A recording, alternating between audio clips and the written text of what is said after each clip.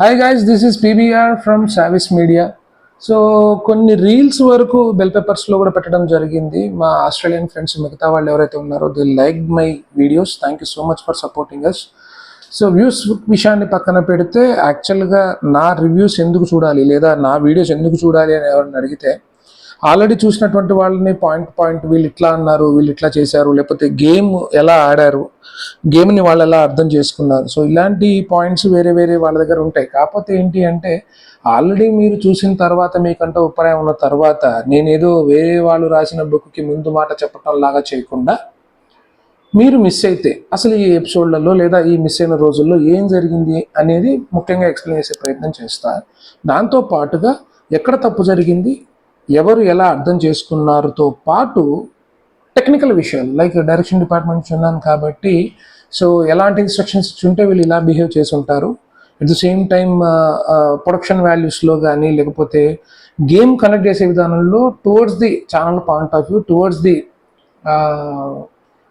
Production house ఏదైతే నిర్ణయాలు తీసుకుందో దాని పాయింట్ ఆఫ్ వ్యూలో చెప్పే ప్రయత్నం చేస్తా. అందుకు నా వీడియోస్ ప్రత్యేకమైన నేనైతే పర్సనల్గా ఫీల్ అవుతాను. Thanks for supporting us. ఎందుకంటే దాదాపు బెల్ పేపర్స్లో మంచి రీచ్ వచ్చింది, అంటే రెగ్యులర్ వీడియోస్ కన్నా. సో ఎక్కువ సోది పెట్టకుండా అందరూ ఛానల్ సబ్స్క్రైబ్ చేయండి, నన్ను ఫాలో అవ్వండి. ఇట్లాంటి మన దగ్గర ఉండవు. నచ్చినవాడు ఉంటాడు, నచ్చినవాడు బ్యాడ్ కామెంట్ వేస్తాడు, చూడాలనుకున్నవాడు ఫాలో అయితే సరిపోతుంది అనుకుంటాడు. బట్ ఎవరేమనుకున్నా కానీ నాకు నచ్చిన ఇంట్రెస్ట్, నాకు నచ్చిన టాపిక్ కాబట్టి నేను వీడియోస్ చేస్తాను. బ్యాక్ టు పాయింట్కి వస్తే, సంజన మల్టీ కెప్టెన్సీ అయిపోయిన తర్వాత ఒక రాణిలాగా రాజులాగా బిహేవ్ చేసి చాలా మందితో గొడవలు పెట్టుకుంది. ముఖ్యంగా ఆశా సైని లాంటి వాళ్ళతో టార్గెట్గా బిహేవ్ చేసి తనకి ఏమి ఇవ్వద్దు, నువ్వు గ్రూప్లో పార్టిసిపేట్ చేయొద్దు, తనకు అవసరం లేదు అని. అట్ ద సేమ్ టైం మర్యాద రామన్న చాలా సందర్భాల్లో మర్యాద పోగొట్టుకున్న విషయం మనం లాస్ట్ ఎపిసోడ్లో మాట్లాడుకున్నాం.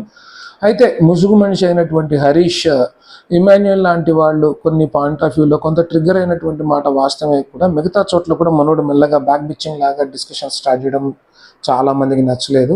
కొంతమంది సెలబ్రిటీస్తో చాలా దగ్గరగా ఉంటున్నారు, వీళ్ళు సొంగగాడ్స్ ఉంటుకుంటూ కామనర్స్ కక్కుర్తి పడుతున్నారు, మనం ఎందుకు వచ్చాం, మన పాయింట్ ఆఫ్ వ్యూ ఏంటని కెమెరా కొంత ఫుటేజ్ మాట్లాడుతున్నాడు. ద వర్స్ట్ బిహేవియర్ ఉన్నటువంటి సంజన కెప్టెన్ అవ్వటం, ఆ కెప్టెన్సీలో కొన్ని చికాకు పనులు చేయడం జరిగింది. ఫర్ ఎగ్జాంపుల్, అంతకుముందు గుడ్డు కొట్టేసినట్టుగా టిట్ ఫర్ టాట్ లాగా ఆవిడ ఫుడ్ ఆవిడ ముందు ఆవిడకే పెడదామని చెప్పి వీళ్ళు కొంతమంది థమ్స్అప్లు కొట్టేయటం, థమ్స్అప్లు కొట్టేసిన తర్వాత ఆవిడ చాలా ఎక్కువ సీరియస్గా అడగటం, ప్రతిదానికి అవసరం లేకపోయినా మీరు స్కిట్ చేయండి, మీరు ఒక డ్యాన్స్ చేయండి, మీరు ఒక డ్రామా చేయండి అంటాం.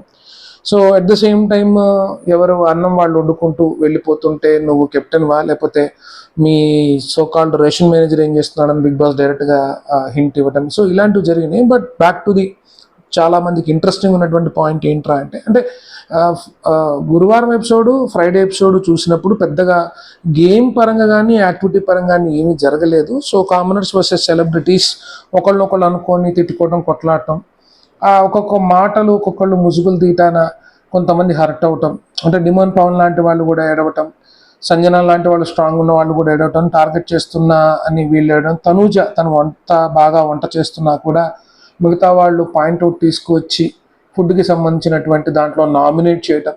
సో ఇట్లాంటి పాయింట్స్ అన్నీ కూడా వెనక వీళ్ళు ఏం మాట్లాడుతున్నారనే ఒక ఫీలింగ్ తోటి ఎడిటింగ్ టీం బాగా నడిచింది.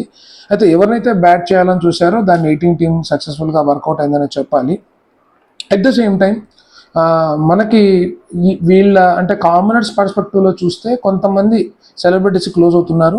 సెలబ్రిటీస్ ఎప్పుడూ కూడా వాళ్ళు వేరుగా చూడలేదు, కానీ కామనర్స్ మాత్రము వాళ్ళు మనకు దగ్గర అవ్వడం చాలా ఇంపార్టెంట్, వాళ్ళు ఇది చేయడం ఇంపార్టెంట్ అని ఎవరి దారిన వాళ్ళు వెళ్తున్నారు. దాంతో ఏమవుతుందంటే కామనర్స్కి మధ్య కూడా ఫైట్ వస్తుంది. అంటే ఫర్ ఎగ్జాంపుల్, హౌస్ లోపలికి రావడానికి సెలబ్రిటీస్కి ఒకళ్ళు పర్మిషన్ ఇస్తే ఒకళ్ళు వద్దు అంటున్నారు. సో వీళ్ళకి కొంత ఇష్యూస్ అనేవి జనరేట్ అయినాయి.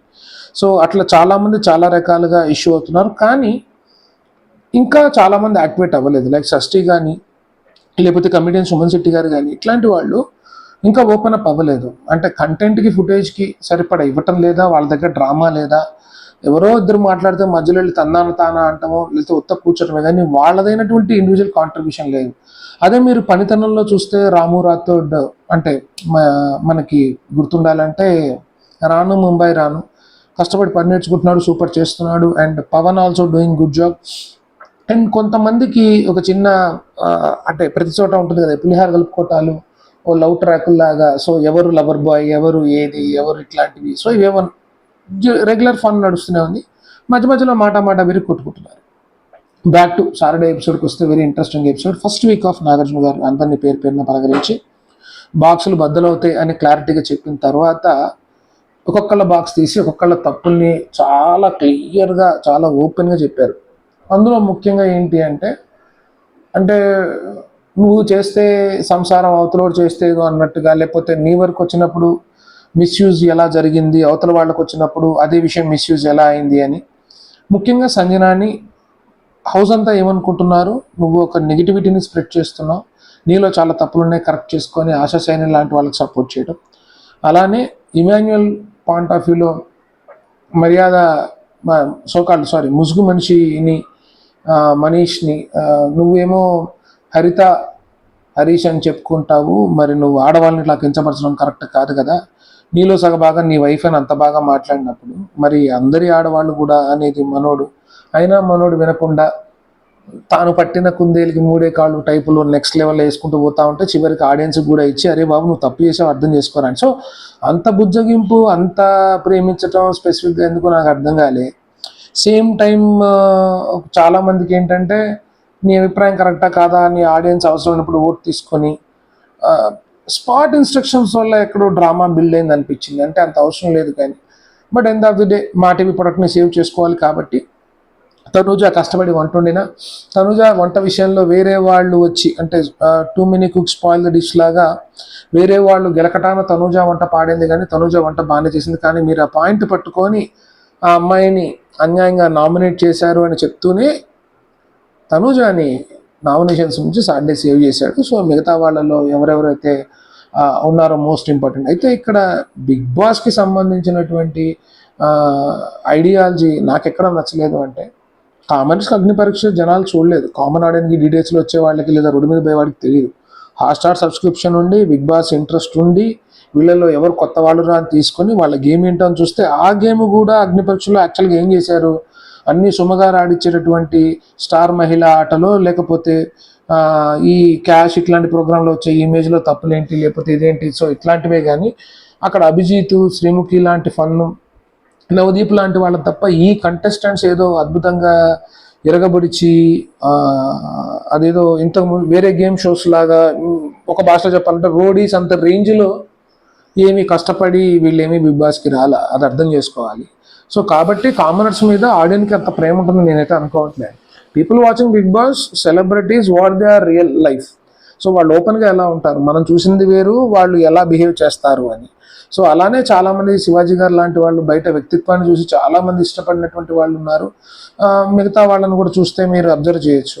సో ఒక కామన్ మెన్గా ఉన్నటువంటి ప్రశాంత్ లాంటి వాళ్ళను లేకపోతే అప్పటిదాకా ఎక్కువ మంది తెలియని గౌతమ్ లాంటి వాళ్ళను ఇలాంటి వాళ్ళని కొంత ఇష్టపడ్డా కూడా వాళ్ళేమి విన్నర్స్గా వచ్చినటువంటి దాఖలావి లేవు. కాకపోతే కామనర్స్ పాయింట్ ఆఫ్ వ్యూలో ఎక్కువ ఎందుకు ప్రేమ చూపిస్తున్నారు, వాళ్ళని హౌస్ ఓనర్స్ని చేసి వాళ్ళ చేత వీళ్ళ కంట్లుతుకు బట్లు దోము ఇల్లుడు ఇట్లాంటి పనులు చెప్పించి, సో సెలబ్రిటీస్ మధ్య ఏమన్నా అయితే వాళ్ళేం పెద్ద ఇన్వాల్వ్ అవ్వకుండా వాళ్ళంతా ఒక సంఘటితంగా ఉండి సెలబ్రిటీస్ని టార్గెట్ చేస్తూ ఉంటే, సో సెలబ్రిటీస్ని ట్రోల్ అవ్వటం, ట్రోల్ మెటీరియల్ అవ్వటం వాంటెడ్లీ చేయాలని బిగ్ బాస్ టీం ఏమైనా ప్లాన్ చేసిందా? కామనర్స్కి కూడా మేము బిగ్ బాస్లో ఒక అవకాశం ఇస్తాం, తెలుగు టీం సపరేట్గా ఏమన్నా కొత్తగా ఆలోచించి ఫైనలిస్ట్లలో వీళ్ళనే ఉంచుతారా? సో అర్థం కావట్లేదు. అంటే ముందు కొద్దిగా వీళ్ళని తగ్గించి సినిమాలాగా కామనర్ ఎవడో బాగా మాడుతున్నాడు అని కొంత వ్యూవర్షిప్ వచ్చాక, ఎందుకంటే దాదాపు లైవ్లో చూసినట్టయితే 9 లక్షల వ్యూస్ డిజ్నీ హాట్స్టార్లో కనిపిస్తున్నాయి. గురువారం టీఆర్పీ వస్తుంది కాబట్టి ఈ గురువారం ఎపిసోడ్ కల్లా నేను టీఆర్పీ రేటింగ్ కూడా ఇచ్చేస్తాను. బట్ ఇంతకన్నా ఎక్కువ చేస్తే బోర్ అండ్ లెంత్ లాగింగ్ ఉంటుంది కాబట్టి రేపు సండే ఎవరు ఇన్వైట్ అవుతారు, ఎవరికి ఏం జరగబోతుంది అనే ఒక అప్డేట్స్ మేము ముందుకు వస్తాను. Thanks for watching, see you then, bye.